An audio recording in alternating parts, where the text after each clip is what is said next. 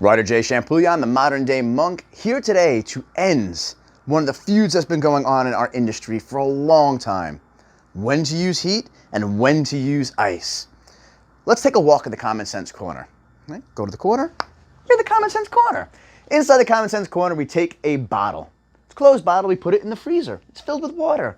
When we come and check that closed bottle filled with water in the freezer, what happens when water freezes? It expands, right? So what do you think happens when we put ice onto our cells? Those cells being small bags of water, what do you think they do? They expand, right? So that shouldn't tell you something. When we put ice on things, does it constrict or does it expand? It expands to begin with, but that's not the depth of the problem. The depth of the problem arises is what happens to the space in between those cells. The space in between those cells is filled with fluid, that fluid being called lymphatic fluid. And that fluid is basically the gutter or the waste sanitation management system for all those cells. All those cells, they put all their waste products into that fluid so that it can be washed away from the area. That's also where the dead cells, the dying cells, the sickness and infection also gets washed away, right? So if we have two cells and we put ice on them and they swell up, what happens to the space between those cells? There's much less space, which means there's much less room for the fluid to move, which means fluids back up. And your body, just like a toilet bowl, when there's a clog in the drain, what does your toilet do?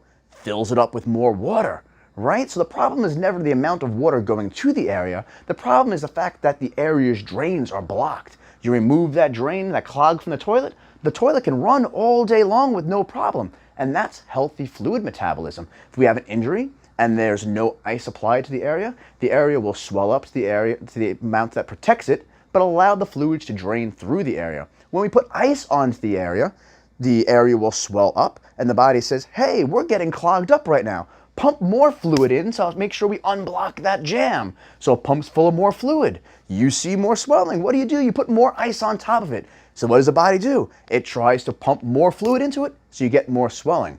So to alleviate that swelling, here's what we want to do. Not rest, ice, compression, elevation. Dr. Mirkin, the founder of that, he wrote the book on it, actually wrote a whole nother book retracting rest, ice, compression, elevation. What we really want to do is we want to move. Get the joint moving, the tissues moving, even a little bit, just like that, is enough. Muscle peristalsis causes fluid movement, and that will help to move lymph fluid out of the area. A stim machine can do that very nicely for you. We want to heat. Keep it warm so that tissues can swell and more fluid can be moved through the area. Compression, also very good, especially if we do it upwards towards the body, allowing to put a force vector that pushes the fluids up like you're rolling dough out of the system. Right? And the last is elevation. Anytime it's above the area of your heart, gravity is going to do its job and pull it back towards the torso, back into systemic circulation. So do away with rest, ice, compression, elevation. Let's go to movement, warmth, compression, and elevation, and your injuries will heal 10 times faster.